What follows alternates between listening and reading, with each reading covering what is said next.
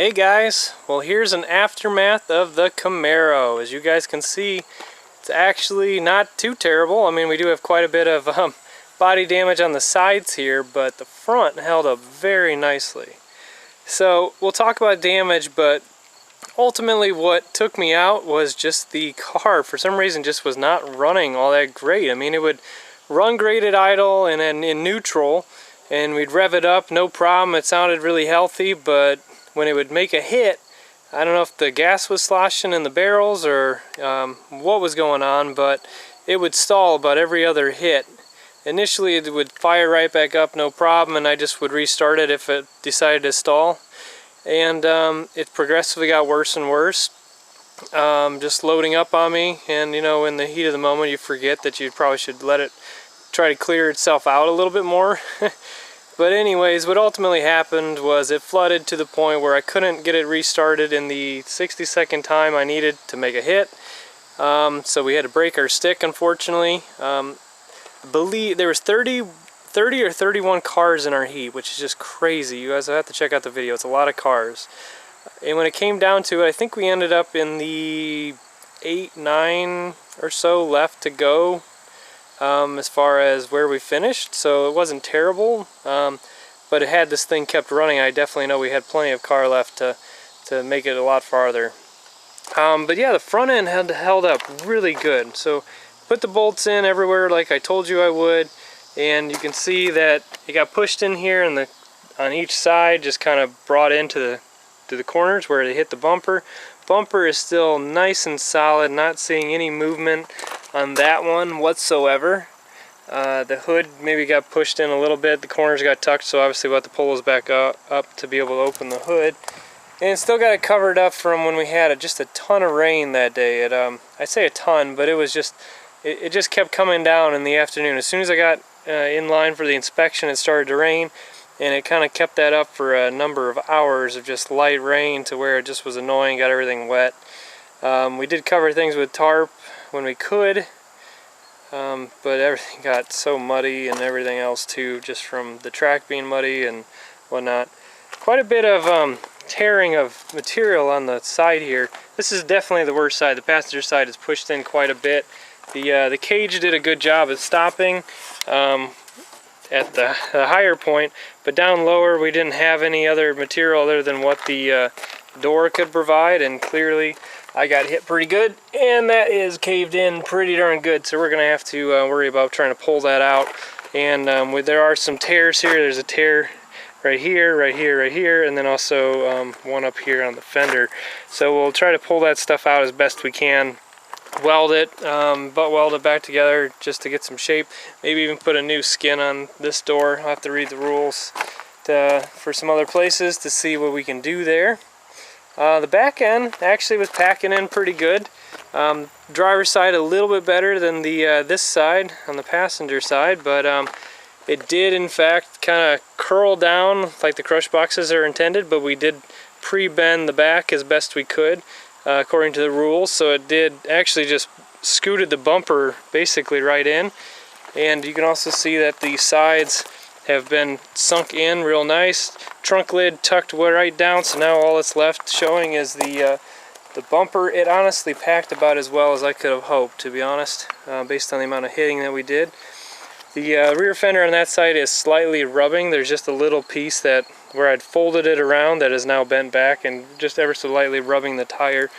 Just mainly at this point making noise, more of an annoyance than anything. So we'll definitely get that bent back.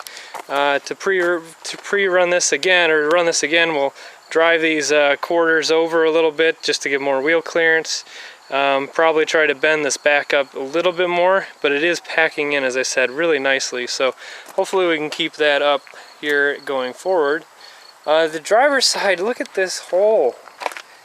I don't even know when this happened. I have to admit I haven't even been able to watch the video, but this is a pretty darn good tear into the side of my door here, and I don't even know when it happened or how it happened, and like anything like that, but man, we'll have to definitely be patching that up for sure. You know, whether we put just another plate over top of this, do a whole new skin, we'll see what we're allowed to do. But as I said, you know, overall it fared quite well. The front end is still very solid. We did make some hits with it, and a couple good hits, I would have to say. And it didn't move at all, honestly.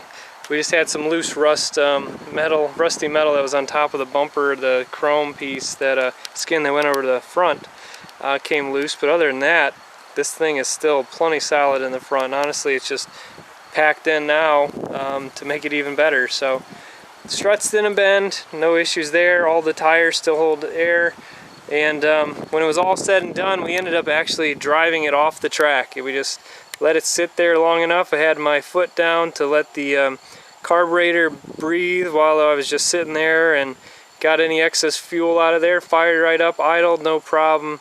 Drove it off the track like I did when I drove it on, and drove it right onto the trailer. So, you know, sometimes that happens. Unfortunately, we were so busy building this thing, we didn't really have a time to take it for do a lot of test running and whatnot. And I was told the engine ran pretty good, but it was having some issues. I thought I solved those issues with fixing some vacuum problems that I found, a cracked distributor cap, those sorts of things. Fixed that. It was running really nice in the driveway, and it never really hesitated at all.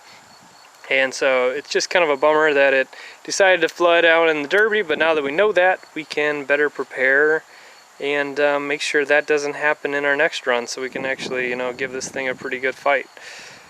So what's in store next? Well, ultimately we've got a Chevy pickup that we're going to be running at Williams County, and I've got another video on that, so I'll be showing you guys that one soon. I don't know if it probably will not beat this video, so you guys will have to come on back and check that out. It's the same one we've ran the last 2 years, so we'll be running out there at the Williams County Fair. And then the week after that is another Derby in Fort Wayne. And so I'm looking at my options. I have not decided yet by any means, but this may receive a little bit of extra work and things that we can do to meet those rules.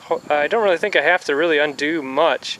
I think the only thing that isn't in compliance that I've done to this is the bar that goes in the back. It can only go to a trunk lid. It cannot go to the speaker deck. And I put bolts in the trunk. The bolts in the hood are still all good, and that sort of stuff is all still good. I tried to look at both sets of rules. So, you know, with limited work, this thing should be able to see the track, maybe even yet again this year, guys. So that's some cool stuff. But overall, she fared well.